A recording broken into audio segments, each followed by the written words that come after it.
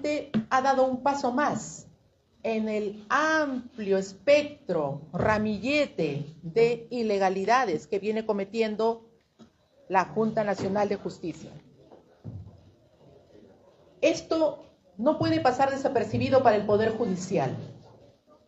Más allá de los detalles que van a dar mis abogados, mi abogado principal, el doctor Luciano López Flores, solo quiero dejar constancia pública que la Junta Nacional de Justicia quiere terminar de consagrar su ilegalidad, actuando como juez y parte. Actuando como juez y parte que lo viene haciendo a pesar de nuestros pedidos de inhibición. Ellos saben muy bien que no son competentes para seguirme asumiendo casos disciplinarios, porque ellos tenían que haberse inhibido. Y algo muy importante que la población no conoce, solo 6 miembros de la Junta Nacional de Justicia han firmado, han venido llevando adelante este procedimiento administrativo contra mi persona de manera ilegal, porque han inhibido ilegalmente al señor Francisco Tábara Córdoba, el 7º miembro. Lo han apartado de ese procedimiento. Desde ya eso es una ilegalidad absoluta, porque la inhibición es personal, no la solicitan otros miembros del colegiado. Desde ahí podemos nosotros colegir, entre muchas otras ilicitudes, que la Junta Nacional de Justicia simplemente está actuando al margen de la ley, al margen de la Constitución, pero no les está importando.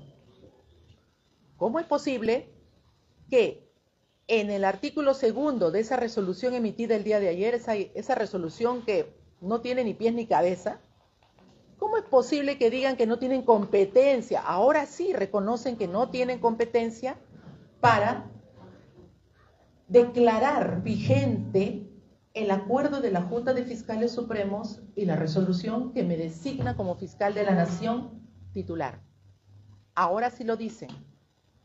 Pero sin embargo, me están queriendo destituir, porque todo esto va de acuerdo a un plan para destituirme. ¿Cómo es posible que en su momento, el 16 de junio, ahí no se acordaron que no eran competentes? Y ahí sí me quisieron imponer la orden, coaccionándome a que entregue el cargo de fiscal de la Nación a quien legalmente esa fecha se encontraba destituida. En otro caso, también por graves faltas. La señora Benavides estaba formalmente destituida. Recién el 23 de junio se le cambió la destitución a suspensión en ese otro caso.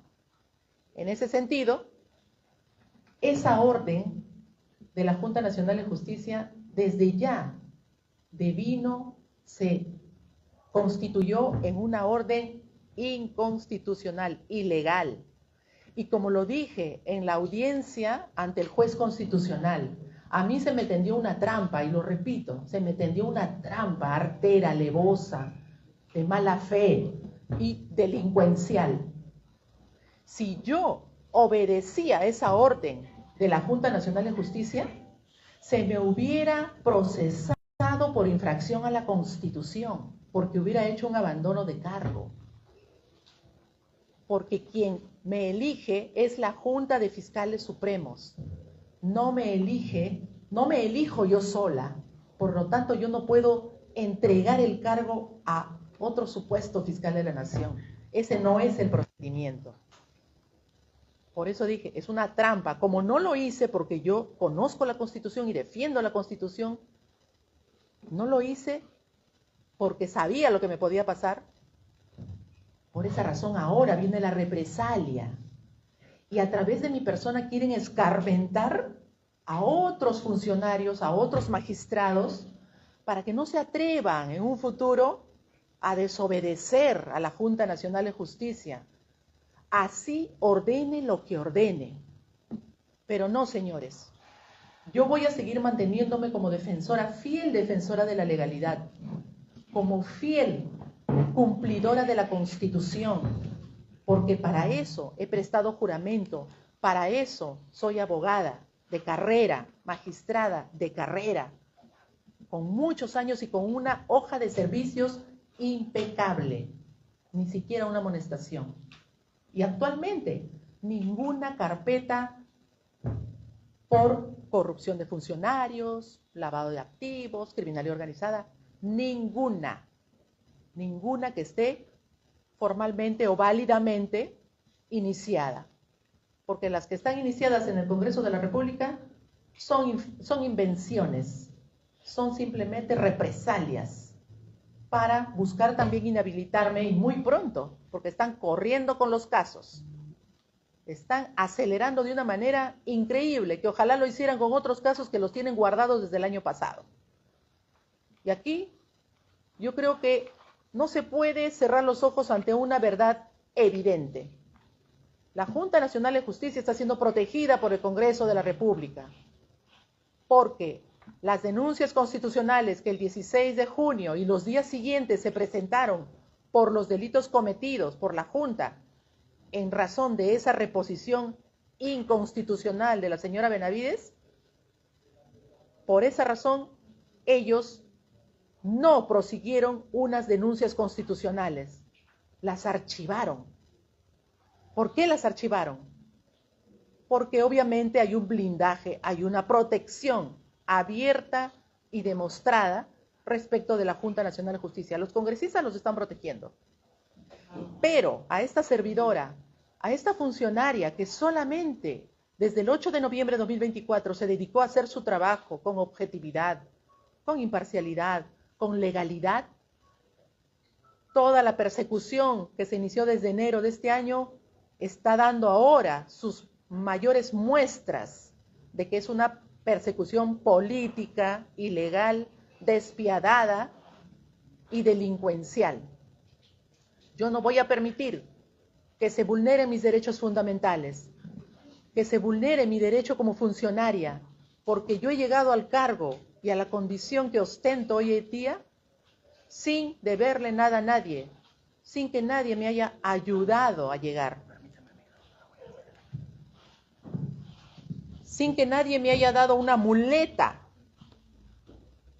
y nadie me está ahorita recordando ni llamando por teléfono o citándome a lugares oscuros u ocultos para reunirme y seguir pactando, para seguir acordando o para ofrecer que no los voy a tocar. No, yo nunca voy a hacer eso. Gracias. Nunca voy a hacer eso. Y no voy a permitir que ahora se pisoteen los derechos de mi institución, que es el Ministerio Público, porque la Junta Nacional de Justicia, como ya dije, está vulnerando los principios y valores democráticos fundamentales en pisotear la autonomía del Ministerio Público. Y por ende, mis derechos fundamentales. Eso no lo podemos permitir y la población tiene que estar atenta y alerta. ¿Por qué se tiene tanto miedo que yo regrese a mi cargo? Respondan, señores, ¿por qué me tienen miedo?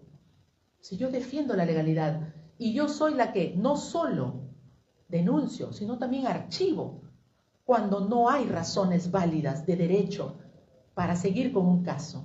Y a ustedes les consta, a todos los que han sido investigados y los que están siendo investigados, recurran al Poder Judicial. Si hay, eso es bueno que sepa la población, cuando una investigación fiscal como la que yo llevo, en muchos casos, si hay presunta vulneración del investigado de sus derechos, tienen la herramienta ante el juez de garantía, ante el juez supremo, para pedir tutela de sus derechos. Pero nunca lo hacen. Nunca lo hacen porque saben que van a perder, porque saben que mis investigaciones son pulcras, son limpias, son arregladas a derecho. Nunca lo hacen, pero de pronto, cuando están presentadas mis denuncias constitucionales ante el Congreso de la República, los denunciados o sus colegas me denuncian a mí.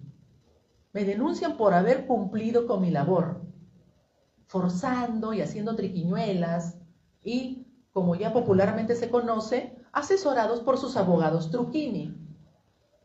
Asesorados por esos abogados que de cuello y corbata, ¿verdad?, se pasean por todos los medios de comunicación, que por supuesto se dedican a comunicar, pero se pasean para mentir, para desvirtuar el derecho, y eso no puede ser. Y por supuesto, para atacar al Ministerio Público, atacar a la titular, porque lo que ahora se pretende, bajo la fachada de una reforma, es capturar, terminar de capturar al Ministerio Público. Sí, intervenirlo, porque saben, se han dado cuenta que el poder de persecución del delito, cuando se hace bien, les pisa los talones a los que no están actuando correctamente en la función. Y eso no les conviene a los que actúan mal. El Ministerio Público, si no presenta un caso, el Poder Judicial simplemente no actúa. Por eso qué importante es el punto de partida en la persecución del delito por parte del titular de la acción penal, que es el Ministerio Público. Los que se portan mal ya se dieron cuenta de eso y por eso quieren tener en sus garras, quieren tener al Ministerio Público. Yo no lo voy a permitir porque voy a volver a mi cargo. Voy a volver y quiero resaltar la figura importante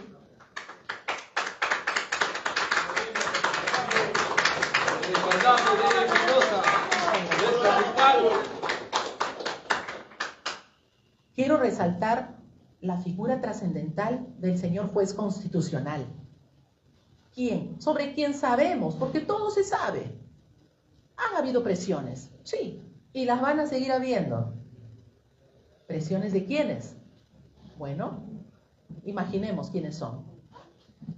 Presiones para que tuerza la ley, pero el señor juez constitucional marcó una línea y que la va a sostener, estamos seguros, porque la medida cautelar que me otorgó es en estricta constitucionalidad y ahora queda en sus manos que haga respetar su propia decisión. La medida cautelar se cumple sin interpretaciones, como lo ha hecho ayer ilícitamente la Junta Nacional de Justicia. Se cumple sin leguleyadas, como ya les referí.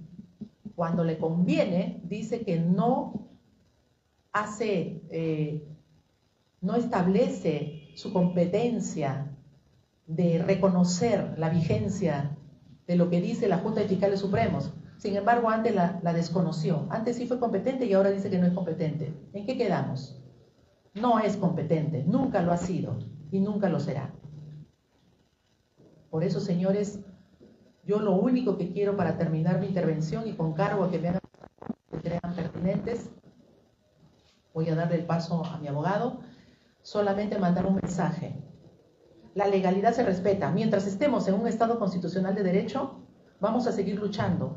Pero me temo que con estas acciones desde el Congreso, de la Junta Nacional de Justicia, y porque no se ve mayor acción de otras entidades que guardan un silencio sepulcral, estamos yendo hacia una dictadura en cámara lenta, a un golpe de Estado.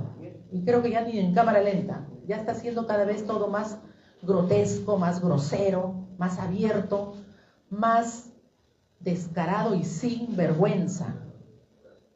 No, yo no lo voy a permitir. Voy a seguir luchando. Y lo voy a hacer no solo por lo personal, sino por lo institucional y por el país. Porque el país merece tener fiscales que cumplen la ley y que vayan luchando y sigan luchando, como lo estamos haciendo, contra la corrupción y todas las formas de criminalidad que existen. Y por supuesto, para procurar que haya una verdadera seguridad ciudadana. Lo hemos estado pidiendo, lo hemos estado exigiendo. Y ojalá, finalmente, que con el estado de emergencia que se ha decretado, que yo no sé si los extorsionadores o los sicarios se reúnen masivamente, porque esa es una de las cosas que se ha prohibido. No es necesario impedir que la población tenga actividad masiva o particular para poder luchar contra la corrupción y contra la inseguridad ciudadana. No es necesario, hay fórmulas, pero el estado de emergencia de pronto está obedeciendo a otras intenciones o a otros propósitos, porque todo hace rato se podía haber hecho sin declaratoria de emergencia, y lo digo como especialista en el ámbito penal y en prevención del delito. Muchas gracias por su atención. Le voy a dar el uso de la palabra al doctor Luciano López.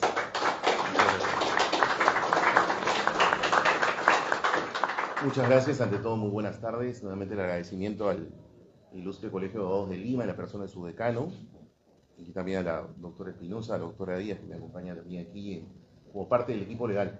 Miren, básicamente lo que ha sucedido el día de ayer es una resolución que ha sacado la Junta Nacional de Justicia, como yo le he explicado a la doctora Espinosa, desconociendo abiertamente lo que ha ordenado el juez constitucional. Como varios ya pudieron haber tenido acceso a la resolución, yo para esto debo decirles que hasta el día de hoy, 1:04 de la tarde, yo no he sido notificado formalmente por la Junta Nacional de Justicia. Sin embargo, por un tema obviamente de urgencia, ante el juez constitucional, nosotros nos vamos a dar por enterados, porque ya es un hecho público y notorio que anoche diversos medios de prensa dieron a conocer el contenido de la resolución. Pero eso no debe significar que no denuncie ante la opinión pública que hasta el día de hoy, 1:04 de la tarde, formalmente yo no he sido notificado. Punto número 2. ¿Qué cosa es lo que ha dicho la Junta Nacional de Justicia? Miren, yo lo voy a explicar de esta manera muy sencilla porque creo que los temas legales a veces son un tanto complejos, así que hay que tratar de traducirlo lo más simple como para que la población sepa de qué se trata. A ver, la Junta Nacional de Justicia es la parte demandada en este juicio. Para que la colectividad del común lo pueda entender, es la parte que está en juicio, es una enjuiciada, es una contraparte. No es un juez, es la parte demandada. Entonces, por sentido común, ¿dónde se ha visto que la parte demandada le haga una disquisición de qué cosa cumple y qué cosa no cumple a una orden judicial? Yo los invito, es un tema de puro sentido común, para que la gente pueda entender qué cosa es lo que estamos reclamando. Y es que la orden del juez constitucional fue muy clara. Suspenda ustedes, señores de la Junta Nacional de Justicia, cualquier procedimiento disciplinario, es más, lo dijo así en general, cualquier procedimiento disciplinario, cualquier efecto de cualquier procedimiento disciplinario derivado del acto por el cual se le ordenó a la señora Espinosa a que deje su condición de fiscal de la nación y se le entregue a la señora Benavides. Toda la prensa tiene la famosa resolución que yo hasta ahora no he sido notificado. Si leen ustedes la resolución, van a ver ustedes de que los demandados le enmiendan la plana al juez y le dicen que hay 4 hechos, y yo los invito a que ustedes revisen cuál es la descripción de esos 4 hechos. Yo les invito a que, sin ser abogados, ustedes revisen y no van a encontrar ni una sola línea que especifique en qué consisten esos 4 hechos. Lo más ya risible es que a la hora de resolver dicen, bueno, por tanto, la medida cautelar subsiste sobre el resto de cargos. Y la pregunta que cualquier lector va a hacer cuando revisa la resolución es, ya, pero ¿cuáles pues? Porque no los distingue, no los describe. Eso es realmente, para quienes incluso somos abogados, abogadas, estudiantes de derecho, realmente es lamentable, porque estamos hablando de un alto órgano. Pero bueno, en síntesis, ninguna persona que está enjuiciada, que está en un proceso como demandado, puede decirle a un juez que le ha dado un mandato qué cosa cumple y qué cosa no. Eso es en síntesis lo que ha pasado acá. Por esas razones es que nosotros vamos a plantearle al juez constitucional que aquí no se ha cumplido su orden y que él tiene que continuar con su mandato porque es lo que corresponde. Yo cierro con esto porque entiendo que va a haber una pequeña estación de preguntas, pero cierro con lo siguiente. No puede ser de que en un Estado constitucional de derecho que se preste de serlo, se incumpla un mandato judicial. Y con eso termino. No es un mandato administrativo. Hay una enorme y espacial diferencia entre un mandato administrativo y el mandato de un juez. porque los mandatos judiciales tienen una protección especial por orden de la Constitución Nacional. Son los mandatos judiciales, no los administrativos, los que se tienen que cumplir sin dudas, ni murmuraciones, ni interpretaciones de un demandado. Si no se está de acuerdo con una resolución judicial, quienes estamos en un proceso tenemos un derecho, apelar. Yo les comento que el procurador de la Junta Nacional de Justicia el día lunes ha apelado. Es su derecho, es que eso es lo que tiene que hacer. Si no está de acuerdo, apela. Pero se tenía que cumplir la resolución. Es más, toda la prensa es testigo que el día lunes 13 de octubre, la prensa abordó al señor presidente de la Junta Nacional de Justicia, el señor Guino Ríos, y creo que ustedes no me dejarán mentir, que lo que dijo públicamente es que iban inmediatamente a cumplir con la orden judicial. El resultado es la resolución del día de ayer. Es más, si no me falla la memoria, y corríjanme ustedes, señores periodistas, pero recuerdo que el doctor Guino Ríos dijo, yo soy abogado. Lo dijo así, yo soy abogado y sé que esto se tiene que cumplir. ¿Lo dijo así o no lo dijo? Es abogado. Yo no entiendo cómo un abogado que sabe como demandado que no puede hacer interpretaciones de la orden judicial, las ha hecho el día de ayer. Por eso es que lo que creo es que esto es una quiebra del Estado Constitucional de Derecho y que lo que nosotros vamos a hacer es continuar con la misma firmeza con la que hemos venido actuando, en este caso, con el derecho de nuestro lado, con la transparencia y con la eticidad, que es lo que nos caracteriza a todos los que estamos sentados en esta mesa. Entonces, esto simplemente es una parte del proceso, esto no es una decisión final y nosotros lo que vamos a exigir es que se respeten las resoluciones judiciales y el Estado Constitucional de Derecho. Nuevamente, muchas gracias y quedamos atentos a las preguntas. Bien, a los colegas, vamos a iniciar con la intervención de preguntas según el orden establecido previamente. Vamos a iniciar con exitosa. Para que tengan, por favor. Si le parece, preguntas que tienen que ver del juicio, no se gusta, me las pasa. Dos preguntas, por favor, para la doctora Espinosa y también para su abogado, Mariano Calvera, de RPP. Doctor, en todo caso, ¿qué acciones legales van a tomar ustedes particularmente? O sea, además de que están solicitando que el juez haga valer su autoridad en esta resolución, en esta orden que le da la Junta Nacional de Justicia, pero usted, como defensa de la doctora, ¿qué acciones legales va a tomar? Y usted, doctora, recuerdo claramente una conferencia, cuando usted todavía era fiscal de la Nación, y usted dijo que en algún momento le recomendaron que fuera amistosa con algunas instituciones, aunque no especificó cuáles. ¿Qué persona fue la que le aconsejó esto? ¿Y a qué instituciones se refería? Quizás al Congreso, quizás al Ejecutivo, que en ese momento estaba encabezado por la presidenta Dina Boluarte. Estamos atentos, lo escucha todo el país. Muchas gracias. Sobre la primera pregunta, como ya lo he mencionado, lo que corresponde en estos casos es recurrir ante el que dictó la orden, porque aquí habemos dos agraviados, por decirlo de alguna manera. Somos agraviados los beneficiarios de la orden cautelar, pero sobre todo es agraviado el propio juez constitucional, porque hay un órgano que funciona como demandado y que le está diciendo al juez, yo soy la Junta Nacional de Justicia y hago lo que quiero. Y eso, por mandato constitucional, no puede ser así. Entonces, nosotros lo que tenemos que hacer es recurrir ante el propio juez para que el juez sea el que haga valer su propia resolución. Sí es cierto, y con eso termino mi intervención, es de que la ley establece que cuando se incumplen resoluciones de un juez constitucional, sean sentencias definitivas o sean órdenes cautelares, hay unas responsabilidades de quienes incumplen. La ley dice que incluso el juez puede usar apremios como remitir copias al Ministerio Público.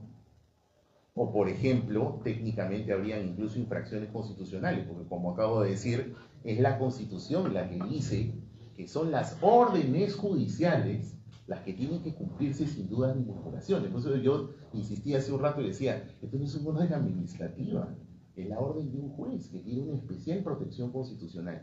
Al menos de manual, eso es. Claro, va a ir al Ministerio Público con otro fiscal de la Nación y va a ir una denuncia constitucional ante el Congreso de la República. Son otro tipo de situaciones que habría que analizar en la realidad, pero al menos de manual yo tendría que responderle que son esas las consecuencias. Lo que acaba de decir el señor abogado, mi abogado, es precisamente eso. Lo que se quiere es tener esa garantía de impunidad. ¿Sí? En conclusión, ¿correcto? Al menos mientras yo no vuelva al Ministerio Público.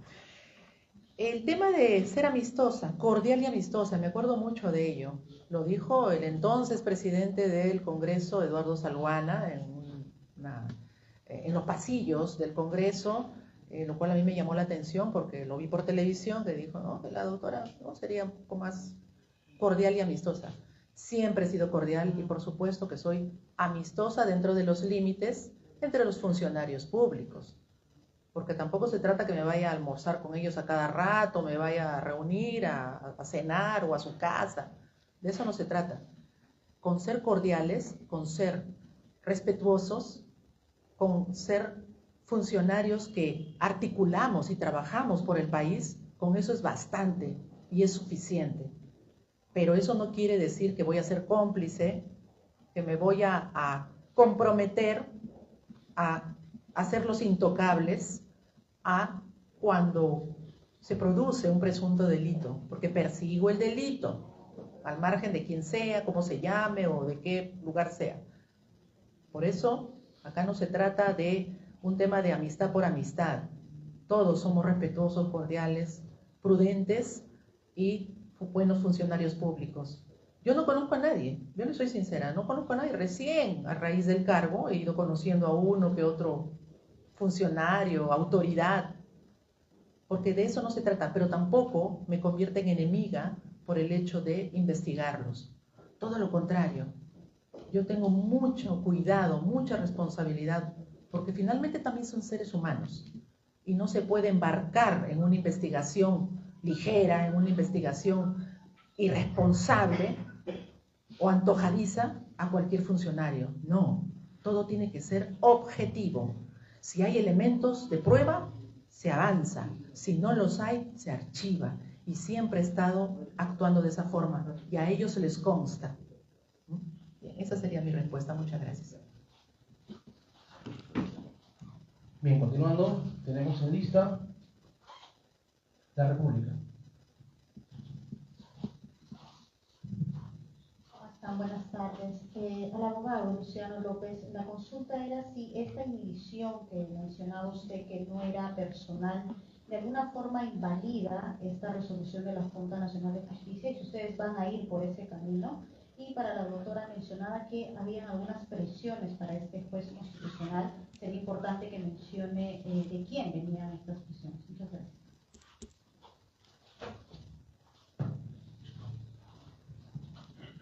A ver, lo que pasa es que jurídicamente hay que separar dos tipos de agravios, por decirlo de alguna manera. La génesis de todo este problema tiene que ver con que la Junta Nacional de Justicia, recordaremos el 16 de junio de este año, se conoció que dictó esta famosa resolución en la cual repuso a la señora Benavides y le ordenó a mi defendida a que deje su cargo de fiscal de la Nación y se lo entregue a la señora Benavides. Y eso motivó que el día 16 de junio, como toda la prensa lo sabe, se pueda presentar la señora Benavides sin avisar en el 9º piso del Ministerio Público a exigir de que le den su cargo de fiscal de la Nación que la Junta Nacional de Justicia le había otorgado, le había ordenado. Esa fue la génesis de todo esto. Todo el país recordará, y en especial la prensa, que la posición legal siempre fue: ese es un acto inconstitucional, porque esa función, esa competencia, solamente es de la Junta de Fiscales Supremos. Ustedes recordarán que esa siempre ha sido nuestra posición. Y esa posición ha sido validada por el juez constitucional, porque el juez constitucional lo primero que ha dicho es: suspéndase los efectos de esa disposición que le ordenaba a la señora Espinosa que le dé la condición de fiscal de la Nación a la señora Benavides. Ha reconocido la vigencia de las decisiones de la Junta de Fiscales Supremos que la ungió a la señora Espinosa como fiscal de la Nación, y ahí es donde ha ordenado la suspensión de los efectos de cualquier procedimiento disciplinario. ¿Qué tiene que ver esto con su pregunta? Bueno, lo que pasa es de que el procedimiento disciplinario en su génesis, por lo que estoy comentando, siempre ha sido inconstitucional. Y eso habría que distinguir que además el propio procedimiento disciplinario en su desarrollo ha tenido otro tipo de vicios, como por ejemplo haber apartado al señor Tábara Córdoba cuando no había ningún tipo de razón válida para ello, y además porque nosotros mismos denunciamos en el mismo procedimiento que incluso se estaba incumpliendo un criterio jurisprudencial de la actual composición del Tribunal Constitucional. Porque la actual composición del Tribunal Constitucional ha establecido el criterio, en el caso Arsenio Oré Guardia, de que el que es agraviado con una investigación no puede investigar a esa persona que haya causado ese agravio.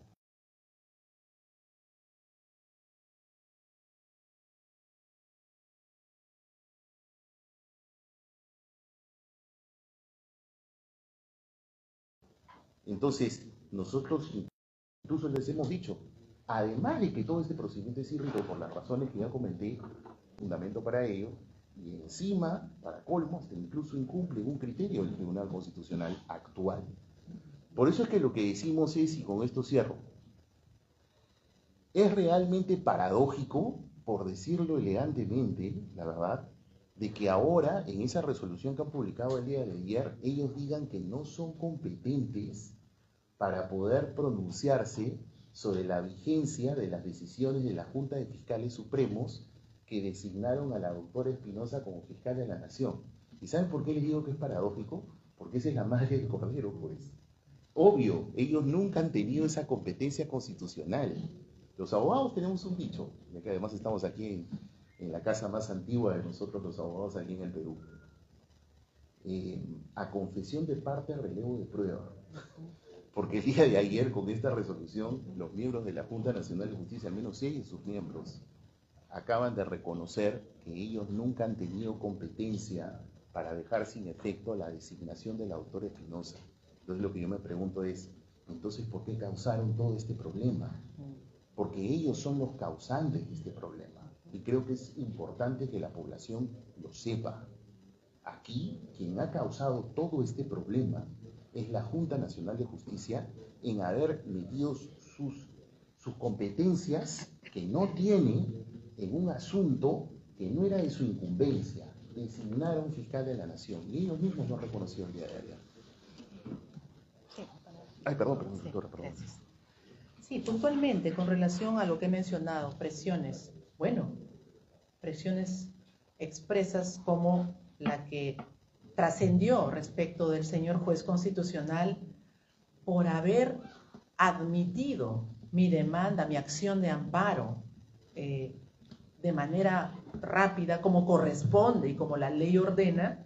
Por esa razón, la Autoridad Nacional de Control del Poder Judicial, de oficio, es decir, inmediato, por propia iniciativa, la jefatura ordenó que le abran un procedimiento administrativo disciplinario al señor juez constitucional.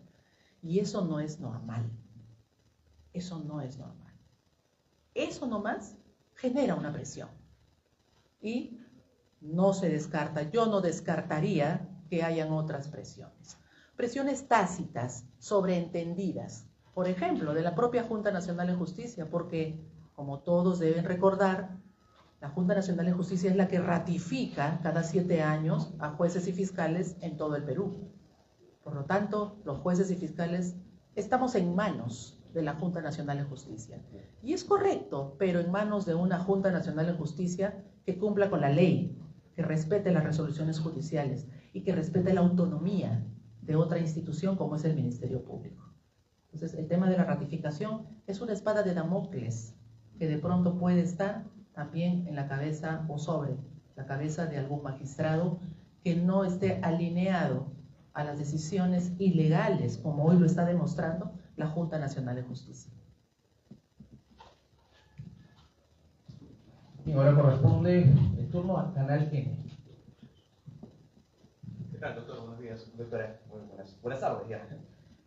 Quiero leer textualmente lo que dijo el presidente de la Junta Nacional de Justicia la semana pasada, con referencia justamente a la medida cautelar, que dijo que se iba a dar cumplimiento una semana en la que pasaron diferentes cosas, pero teniendo en cuenta su opinión, doctora, ¿qué cree usted que haya pasado durante todo ese tiempo, también teniendo en cuenta las fuentes que usted maneja, para que cambie esta perspectiva que tenía el presidente de la Junta Nacional de Justicia y luego busquen apelar la medida y decir que no le van a responder en su cargo?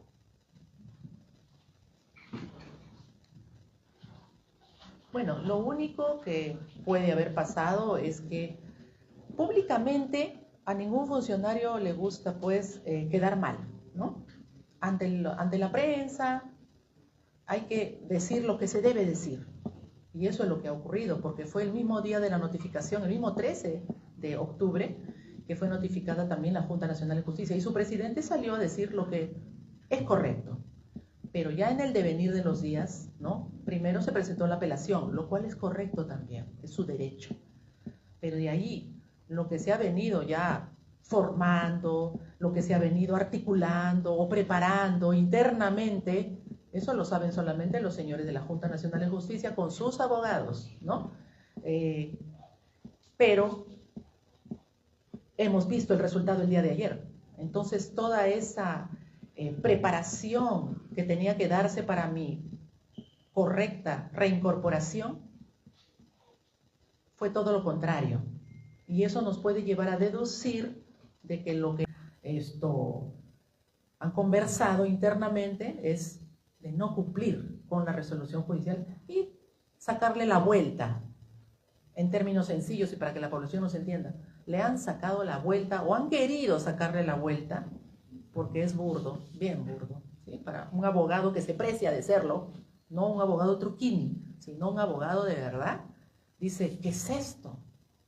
¿Qué es esto? Ya, esto es de verdad caminar muy bajo, totalmente.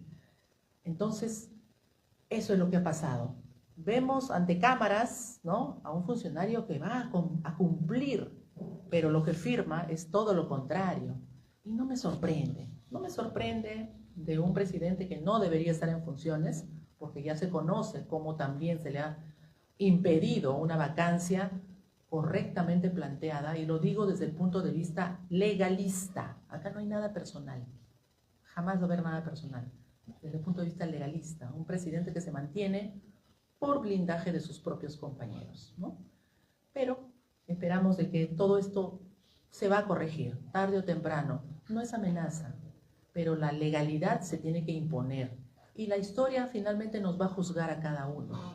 Dirá quién defendió el Estado constitucional de derecho y quién la pisoteó, quién la torció para sus intereses personales o intereses de grupo. Permítame un ratito. Yo quisiera complementar la respuesta a la pregunta del canal N, porque acá, como ustedes dicen en el arroz periodístico, acá yo tengo una pepa, ¿ya? Mira, el día de ayer, como nosotros no teníamos respuesta, entonces justamente mi colega aquí, la doctora Díaz, que forma parte del equipo legal de la defensa de la doctora Espinosa, fue a hacer una lectura del expediente, porque es nuestro derecho. Fuimos y leímos el expediente. Miren, un criterio de seguridad de todo expediente es que siempre tiene que estar foliado, es decir, tiene que estar numeradas las páginas. Para que sea seguro, la numeración siempre se aconseja que sea con un sello o que sea con un bolígrafo en números y letras. Este expediente está foliado con lápiz. ¿Saben por qué es un lápiz, no? Porque se borra muy rápido. Punto número 1. Segunda cuestión, ya viene el tema. En la lectura del expediente hemos encontrado una razón de la abogada Katy Jaro Janco, apoyo profesional de la Dirección de Procedimientos Disciplinarios de la Junta, dándole cuenta a la instructora, que es la señora María Teresa Cabrera, en la cual recién estaban dando cuenta de la resolución dictada por el juez. ¿Saben qué fecha tiene este documento? 20 de octubre del 2025. En la resolución que ya se ha aplicado ayer por todos los medios, dicen que esta Junta Nacional de Justicia tomó el acuerdo de no acatar la resolución del juez en buena cuenta, en un acuerdo del Pleno del 14 de octubre. ¿Cuándo ha sido el 14 de octubre? martes de la semana pasada. Y entonces lo que yo me pregunto es, entonces, ¿por qué en el procedimiento disciplinario recién se ha dado cuenta de la resolución el día 17? No sé si me dejo entender. Si el día 17, el abogado de la Junta Nacional de Justicia, o sea, el procurador, le ha dado cuenta a la Junta, al procedimiento disciplinario, y acá está el documento, le ha dado cuenta el día 17 de octubre. Y por eso esta abogada de la Dirección de Procedimiento Disciplinario ha emitido este memo y ha dicho, con fecha 20 de octubre, ya, acá está la resolución número 5 que ordenó el juez, etc. Y eso tiene fecha 15 de octubre, lo que dice, 17 de octubre el procurador, y este documento dentro del procedimiento disciplinario día fecha 20 de octubre. Entonces, si recién incorporaron en el expediente la resolución del juez Torres Tazo el día 20 de octubre, ¿ustedes me pueden explicar cómo así tomaron un acuerdo el día 14? No sé si me dejo entender.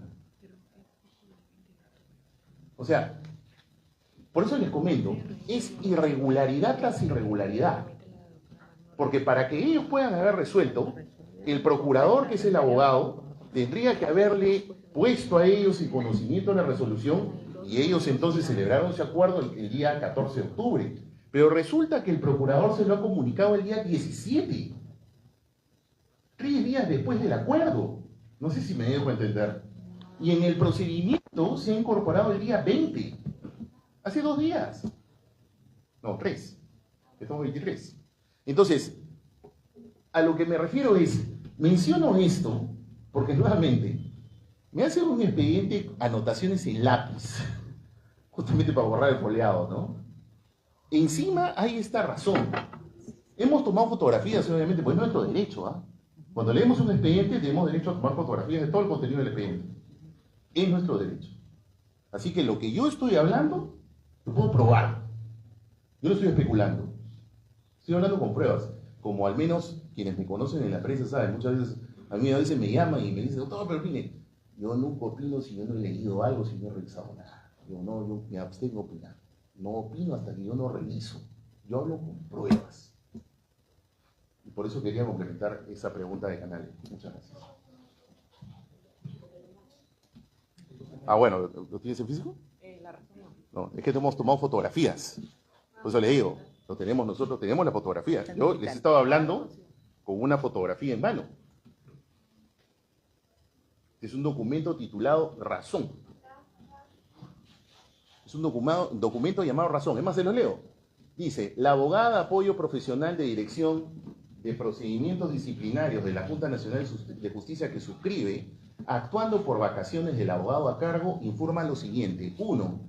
Por decreto 3 de fecha 17 de octubre, la doctora María Teresa Cabrera Vega, miembro titular de la Junta Nacional de Justicia, dispone, entre otros, se recabe la resolución judicial número 5, emitida en el expediente X, o sea, la resolución del juez Torres Tazo, la orden cautelar, ¿no? Tramitada ante el 9º Juzgado Constitucional de la Corte Superior de Lima, y 2, la resolución 143, que fue la que suspendió a la doctora Espinosa. 2. En tal sentido, se realizó la consulta en el sistema de consulta de expedientes, descargándose la resolución 5, o sea, la resolución del juez, y luego dice 3. Por otro lado, la resolución 143 del Pleno, que se solicita recabar de la revisión del sistema de expedientes, se aprecia que la misma corresponde a la resolución por la cual se aplica la medida cautelar de suspensión provisional a la doctora Delia Milagros Espinosa de Venezuela. Lo que se comunica para los fines pertinentes. Lima, 20 de octubre del 2025, y en el expediente también hemos tomado fotografía del memo que manda el procurador. Y efectivamente, el memorándum es de fecha 20 de octubre.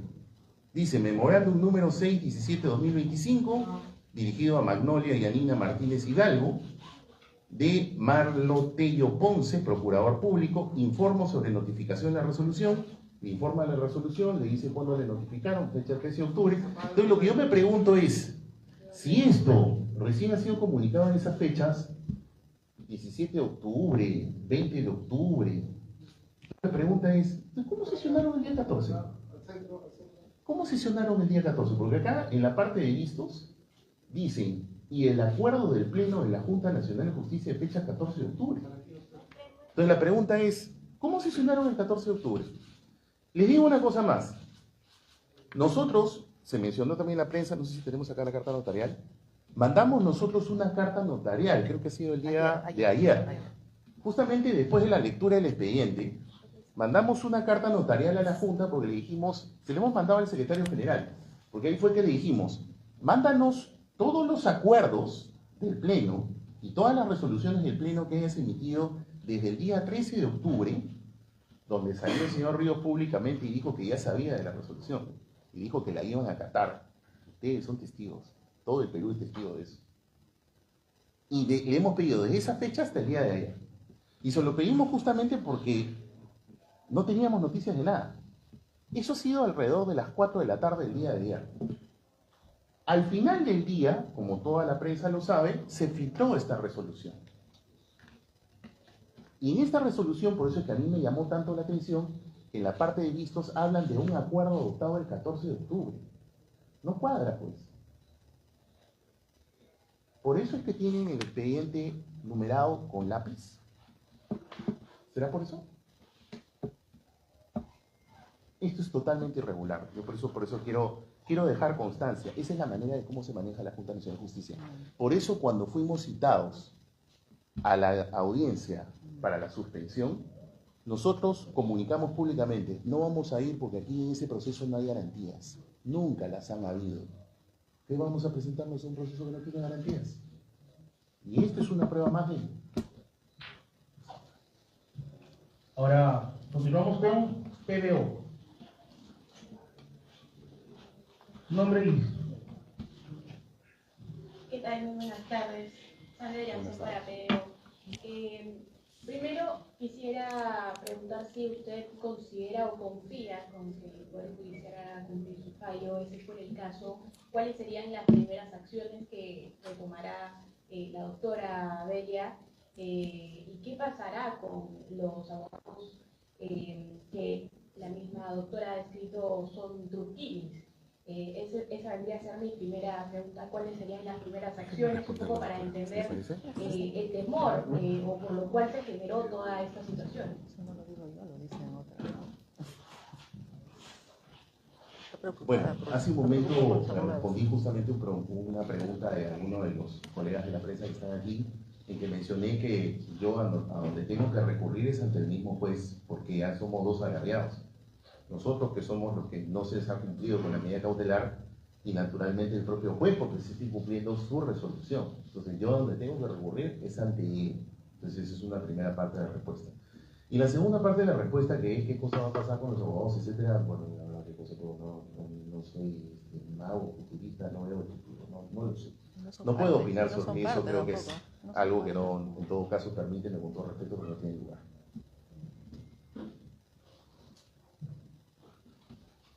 Continuamos ahora con Willax. Del mismo modo su nombre. Autoridades, ¿qué tal, abogado? Yo Cabezas de Willax Noticias. Hemos estado escuchando un poco las declaraciones que ha dado hoy día, señora Adela Espinosa, bueno, en estos momentos, ¿no? Y usted habló de consumar la ilegalidad, que la quisieron destituir de manera prácticamente arbitraria, se le ha tenido una trampa, de los abogados Turquini, y hasta da a entender de un indicio de un posible golpe de Estado. Es la percepción, obviamente usted lo va a confirmar más adelante. Lo que quería saber es que si hay algún tipo de prueba que confirme básicamente lo que usted ha mencionado justamente en las declaraciones de hoy día. Y para su abogado, por favor, si me permite, quería saber si usted ha tenido participación o alguna participación en una posible reunión de la Junta de Fiscales Supremos, ya que, valga la redundancia, esas reuniones solamente son para fiscales supremos. Muchas gracias.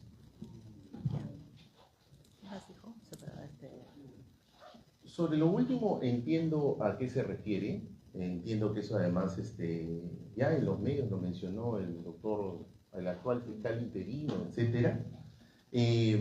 Usted en su pregunta hace una afirmación. Esa es una reunión solo para fiscales supremos. Pero esa es su afirmación. Yo la verdad creo que no es propio, al menos de una conferencia de prensa en la que nosotros estamos hablando de un tema. Yo lo que le puedo decir y le puedo afirmar que mi trayectoria siempre ha sido apegada a la legalidad, a la corrección Y eso demuestra mi actuación como abogado siempre. Lamentablemente, no es su caso, que usted trabaja para ese medio, pero es un medio que está acostumbrado a desinformar. En todo caso, en mi opinión, y yo además lo voy a demostrar en tribunales. Eso es lo que yo le puedo decir. Gracias. Yo le agradezco mucho la pregunta al joven de Willax, porque me permite profundizar o afianzar más lo que ya hemos venido exponiendo. Yo entiendo, no es abogado, pero lo vamos a decir con manzanitas. Consumar ilegalidades. La resolución 231 es inconstitucional, es ilegal, y eso se ha venido explicando, y para los que, repito, somos buenos abogados, sabemos cuál es la diferencia de una resolución administrativa correctamente dada y observando los procedimientos, observando y cumpliendo con los propios reglamentos de la Junta Nacional de Justicia, que no los ha cumplido, ¿correcto? Por eso yo, desde el 16 de junio y hasta la fecha, nunca notificaron con las firmas completas, nunca se divulgó el video que obliga el reglamento de la Junta Nacional de Justicia. Tienen que difundir su acto de deliberación y votación, ¿correcto? Y una serie de ilegalidades más que se han demostrado en la audiencia constitucional. Por eso se me ha dado la medida cautelar. Por eso digo, lo de ayer es consumar o continuar consumando ilegalidades para darle una cobertura de legalidad a esa resolución 231, que saben que no tiene motivación, y lo ha dicho el juez, no tiene motivación. Nunca se me llamó, nunca se me citó para defenderme como fiscal de la nación, pero se me ordena que entregue el cargo. Eso no es debido proceso. Espero que lo comprenda, jovencito. 2. Por supuesto que la decisión desde un comienzo de la Junta Nacional de Justicia afecta a un principio y valor democrático: separación de poderes. Separación de poderes, que quiere decir, yo respeto tu función, Ministerio Público, yo respeto tu función, Poder Judicial, respeto tu función, Poder Legislativo, y así sucesivamente. Y respeten mi función de seleccionar y nombrar jueces fiscales. Solo eso, nombrar jueces y fiscales, no fiscal de la nación. La Junta Nacional de Justicia no nombra ni repone un fiscal de la nación, tampoco al presidente del Poder Judicial. Y así. Entonces, ahí se ha afectado la separación de poderes, porque la orden misma de querer reponer a la fuerza a la señora Benavides pasa por encima, vulnera la autonomía y la independencia de la Junta de Fiscales Supremos y por ende del Ministerio Público. 3. El tema he hablado de los abogados Truquini. Bueno, eso no lo he dicho yo, es un nombre que ha bautizado por ahí un periodista o una periodista, respecto de abogados que salen a explicar lo inexplicable, a querer convencer de lo que no convence. Por supuesto que tienen el derecho de decir lo que les favorece a sus patrocinados, pero por favor, que no se destruya el derecho, porque si se defiende, quien sale a defender esto, bueno, lo hace como abogado, pues para eso le pagan sus honorarios. Pero, ¿por qué Truquini? Porque es un nombre coloquial, ¿no? Hasta de broma puede ser, porque no están arreglados a derecho, porque no están respetando lo que la norma, lo que la Constitución indican. Por eso el nombre, pues, que es de un conocido y recordado dibujo animado. Golpe de Estado en cámara lenta. ¿Cuándo se llega a un golpe de Estado? Espero que no lleguemos, ¿ah? Pero ¿por qué digo en cámara lenta y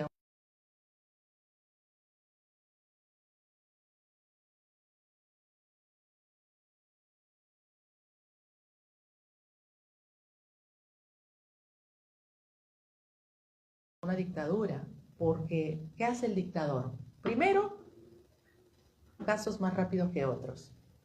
¿Eso es respeto a un Estado constitucional de derecho? No. Son expresiones y muestras dictatoriales, por no decir tiránicas. El dictador, eso, lo que dice, lo que se le ocurre o lo que le interesa impone. Sí, y esto, lo que está haciendo la Junta Nacional de Justicia es parte de ese peligro que yo estoy expresando una preocupación, porque lo que está haciendo la Junta Nacional de Justicia no es legal, no es constitucional, no está bien y no ayuda a la democracia. Un golpe de Estado se trae abajo la democracia y todos sus valores: derechos fundamentales, respeto al debido proceso, Estado de Derecho, tolerancia, etc. Paz. Por eso, todos estos, y yo le agradezco nuevamente al jovencito de Huicas que nos ha preguntado para poder ser un poco más explícita, y espero que se haya comprendido. Gracias. Finalmente vamos con la quinta noticia.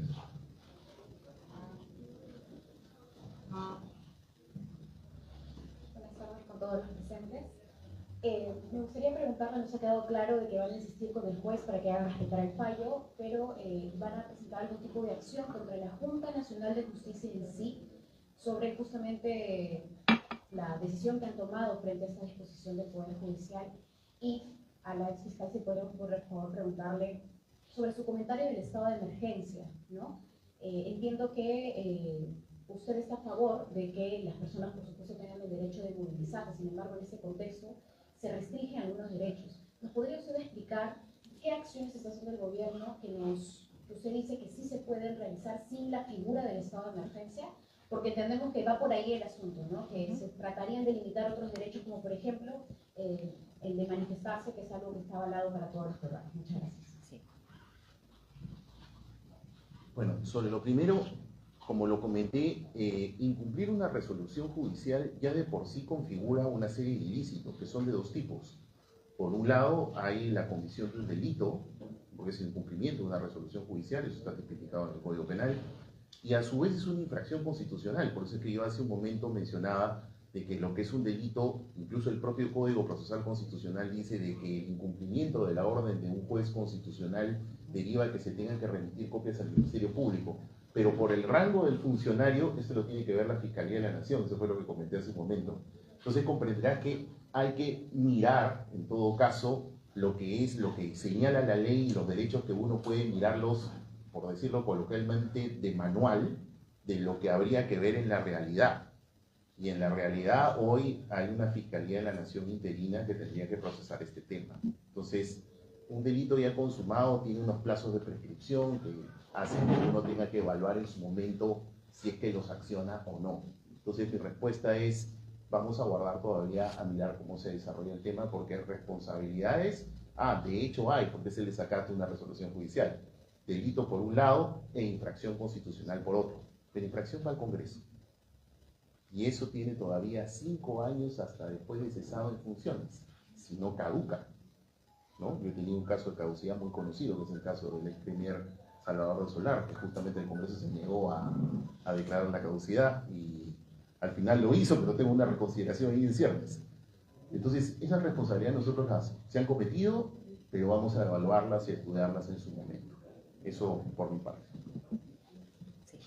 Bien, con relación a qué acciones del gobierno, conforme preguntó la señorita, que no ameritarían necesariamente una declaratoria de estado de emergencia. Lo que hay es una terrible inseguridad ciudadana. El estado de emergencia, como podemos recordar, y para no equivocarme en los términos, ¿no? Textualmente en la Constitución señala que es para proteger el orden público, muy bien, la seguridad nacional ante situaciones críticas como desastres naturales, epidemias o graves alteraciones del orden interno. ¿Qué es lo que está agobiando a nuestra población? A todos nosotros. Las extorsiones. ¿Cómo se dan las extorsiones? ¿A la luz del día? ¿En reuniones masivas? ¿En reuniones en la vía pública, así de manera, ¿no?, abierta, que todos lo puedan ver? No, las extorsiones son clandestinas, son ocultas, son disimuladas, secretas, porque son amenazas, porque son amedrentamientos con una víctima que ha sido previamente identificada, reglada. Entonces, el sicariato, sí se puede dar a la luz pública, pero ¿acaso dice, acá estoy, voy a disparar el sicario? No, lo hace de pronto, repentinamente. Entonces, a mí me preocupa, y porque ya hay experiencias de fracaso con anteriores estados de emergencia, que este nuevamente no necesariamente tenga el propósito que se busca y que se quiere, queremos todos, de restablecer la seguridad ciudadana, porque no necesariamente es una medida que pueda ayudar. Lo demás sí, de establecer equipos de trabajo, de inteligencia operativa estratégica. ¿Por qué? No es necesario restringir libertades o derechos fundamentales a la población, que eso también genera miedo, para ponernos a trabajar las más altas autoridades en planes de verdad, con todo un mapeo y reconocimiento a nivel nacional geográfico, incidencia delictiva, capacidad operativa, cantidad de personal policial, cantidad de fiscales, ¿no? Y los aspectos de inteligencia propiamente dichos. ¿Cómo podemos distribuir o hacer llegar, cómo podemos establecer las estrategias para insertar informantes, agentes encubiertos? ¿Correcto? Eso es donde se tiene que trabajar, porque esos delitos, y sobre todo, como ya lo he dicho en varios espacios, mi interés principal como fiscal de la Nación, y no soy ex fiscal de la Nación, soy fiscal de la Nación suspendida provisionalmente, ¿no? Sigo siendo, es para identificar, ubicar y capturar a los cabecillas que están en sus guaridas, en sus lugares ocultos, por allí, en alguna casa o en algún lugar no público, sino un local, donde están escondidos los cerebros, los líderes. A ellos tenemos que llegar, porque si no vamos a seguir capturando bandas, que si las hay, pequeñas bandas, que no tienen mayor relevancia, que es importante, por supuesto, pero no está haciendo realmente un efecto positivo sobre la población, porque siguen habiendo muertos, siguen habiendo extorsionados, todos los días, y ya ni nos enteramos. Y esto es a nivel nacional, no solo Lima y Callao. ¿Por qué solo Lima y Callao y el resto del Perú abandonado? Todo lo que estoy diciendo es desde el punto de vista de mi experiencia como fiscal, como persecutora del delito, y también con un ánimo de prevención del delito, porque ya no pueden seguir habiendo más víctimas. Entonces, acá se tiene que trabajar, así como ellos son clandestinos, los sicarios, los extorsionadores, los secuestradores, es una organización que ellos la dan en el absoluto anonimato, oscuridad.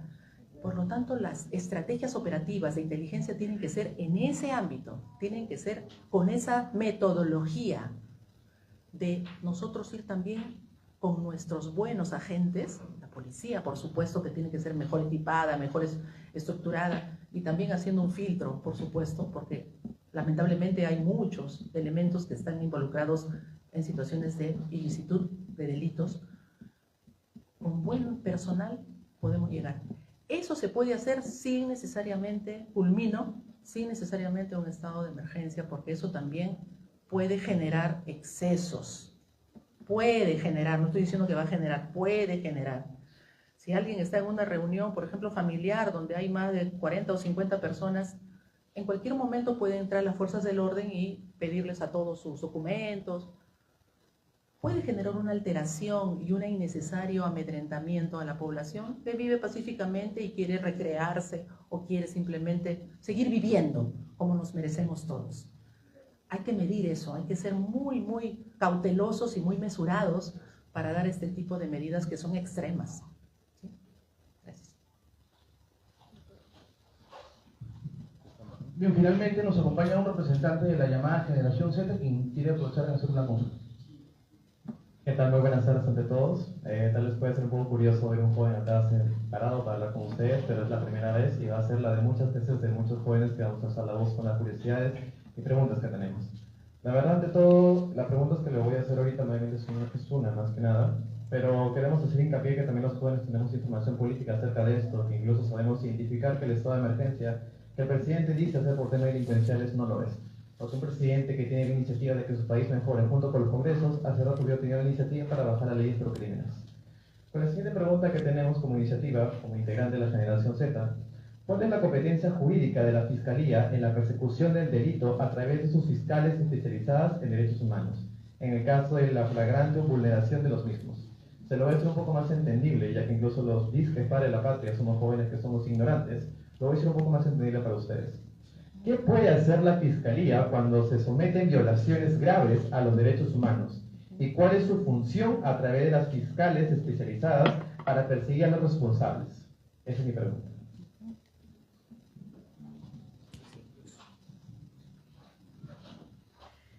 El Perú ha suscrito, es parte de tratados y convenios internacionales de protección a los derechos humanos. Eso está vigente y es más, somos parte de un sistema interamericano con una corte incluida, que es la Corte Interamericana de Derechos Humanos. Por lo tanto, estamos obligados a la protección de los mismos. ¿Cuál es la diferencia? Y para hacerlo bien sencillito, ¿cuál es la diferencia entre que se produzca una muerte que puede ser considerada como un homicidio o un asesinato, y un asesinato o homicidio en una situación de vulneración a derechos humanos? La diferencia es sencilla, que cuando se dice, no, este es un tema solamente de que lo mató, es porque hay una vinculación directa entre el agresor que desea matar a esa persona porque lo conoce por venganza. Es una cuestión más particular, si se puede decir. Pero cuando se da vulneración de derechos humanos, cuando el poder, cuando el Estado es el que está actuando a través de sus fuerzas del orden, a través de sus mecanismos de control social, y allí es donde, esa es la diferencia, el contexto de vulneración. Un policía que de pronto, usando su arma de manera excesiva o negligente en una marcha o en una protesta pública, hiere o mata a alguien, lo está haciendo porque hay una orden de su Estado Mayor, de su comandancia. O sea, no es porque él ha querido ir allí, es porque sí o sí tiene que haber, salvo que se demuestre que no hay una orden. Pero lo primero que se determina, y esto por experiencia lo sabemos, cuando los policías en una marcha que se anuncia va a ser pacífica, llevan armas letales, es porque tienen la orden. Los policías no cargan su arma si es que no tienen orden para un tema de protesta pública, masiva, social. Ese es un tema operativo, netamente, y que se sabe de la comandancia, ¿no?, de las fuerzas policiales. Entonces, saben con qué pertrechos tienen que ir, saben cómo, qué tienen que llevar, qué no tienen que llevar. Ahora, si se trata de policías vestidos de civil, eso se tiene que investigar, ¿correcto? Se tiene que investigar. Y esa es la competencia que tiene el Ministerio Público con sus fiscalías especializadas. Ellos tienen que diferenciar si es que esta muerte se ha dado porque ese policía de pronto al que lo vio al manifestante, miren, se puede dar, vio a su vecino que le debe dinero y quiso aprovechar y aprovechó en herirlo o matarlo. Ese es un tema particular, se puede decir. Pero cuando ocurre en una movilización pública donde sí hay una acción del Estado, del gobierno en este caso, que está yendo a controlar, que está yendo a acompañar, y ocurren heridos, muertes o personas que están siendo pues afectadas, ¿no?, en su integridad, eso sí tiene que ser investigado por derechos humanos, porque es no afectar la integridad del ciudadano, no es afectar la vida de las personas que también están ejerciendo un derecho constitucional. Así como hay seguridad interna y la policía tiene ese deber, pero también hay un derecho a expresarse públicamente. Y por supuesto, al que sí está actuando de manera vandálica, violenta, y hay pruebas de ello, también se le tiene que procesar. Pero la muerte acá no tiene espacio. En la protección a los derechos humanos, la muerte no tiene espacio. Acá no puede haber uso de armas letales. Eso está clarísimo. Y de eso se trata. La competencia jurídica es esa, de las Fiscalías de Derechos Humanos, porque todos han escuchado que al inicio, incluso la policía, y aquí entra un tema que es muy importante, la policía, en virtud de la ley 32130, quería ser quien llevaba las investigaciones, pero no. La ley la declaró constitucional el Tribunal Constitucional, pero existe todavía el artículo 159.4 que le encarga al Ministerio Público conducir la investigación desde su inicio, la investigación del delito. Por lo tanto, eso no se ha derogado, no se ha modificado la Constitución y es el fiscal quien conduce. Y la ley 32.130 está allí con en realidad es una inconstitucionalidad de hecho, porque no se puede imponer la conducción de una investigación, así digan operativa, que no lo es porque no existe. Esa conducción recae única y exclusivamente en el Ministerio Público, en el fiscal, y en este caso de Derechos Humanos, cuando se dan esas circunstancias. Repito, solo cuando se acredita, y en este caso de la última marcha, ¿no? Ahí hay varias denuncias, tenemos conocimiento público, que tiene que darse en un contexto de investigación de derechos humanos, porque el Estado es el que ha intervenido y se tiene que investigar si es que el uso de la fuerza con heridos o el fallecido que hubo, si es que ha sido excesiva, innecesaria, abusiva, ¿correcto? Entonces, esa es la diferencia que se tiene que tener muy en cuenta, la acción del Estado. Bien, agradecemos la presencia de los diferentes medios de comunicación. La conferencia de prensa de la doctora Delia Espinosa ha concluido. Asimismo, anunciar que en los próximos minutos el decano del Colegio de Abogados de Lima hará un anuncio sobre el proyecto de ley para derogar leyes pro crimen y será en decanato en los siguientes minutos. Invitados también los medios de comunicación.